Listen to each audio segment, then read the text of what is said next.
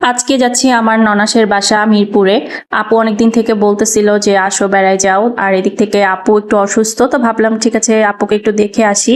তো মিরপুর আসলে আমার অনেক পছন্দের একটা জায়গা। আমি নিজেও মিরপুরে 7-8 বছর ছিলাম, তো এখন মিরপুরের বাহিরে আছি আর কি। তো মিরপুরে আসলেই মনে হয় সেই চেনা পরিচিত জায়গায় চলে এসেছি, চেনা পরিচিত রাস্তা সবকিছু দেখলেই সে আগের কথা মনে পড়ে। তো ইচ্ছা করে যে মিরপুরে চলে আসবো, কিন্তু যেহেতু হাজব্যান্ড জব করে, হাজব্যান্ডের জবের কারণে আমি এখন ঢাকার বাইরেই থাকি।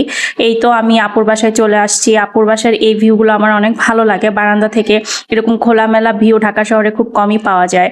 তো আপু এদিক থেকে অনেক কিছুর আয়োজন করেছে। আপুকে বলছিলাম যে কিছুই করার দরকার নেই, কিন্তু আপু তো রাজি হয় না। আপু ভর্তা অনেক কিছু আইটেম করেছে, এখানে মুরগির মাংস, ইলিশ মাছ, তারপর বেগুন ভর্তা, কাঁঠালের বিচি ভর্তা, মিষ্টি কুমড়া ভাজা, মুগ ডাল, মানে অনেক আইটেম করেছে। আলহামদুলিল্লাহ এত মজা করে খেয়েছি, প্রত্যেকটা ভর্তা অনেক বেশি মজার হয়েছে। আর ইলিশ মাছ তো আমার এমনি অনেক বেশি পছন্দের।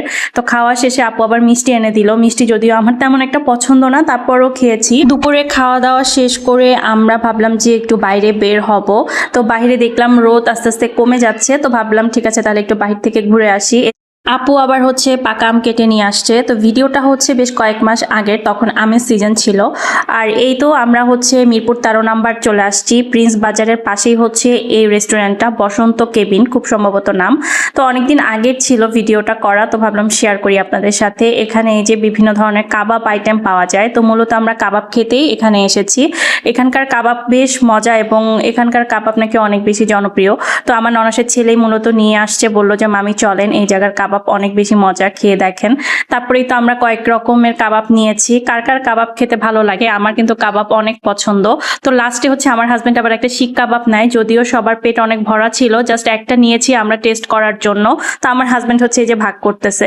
আর এখানকার চাটাও অনেক মজা, আমি আবার নান দিয়ে চা খাচ্ছি।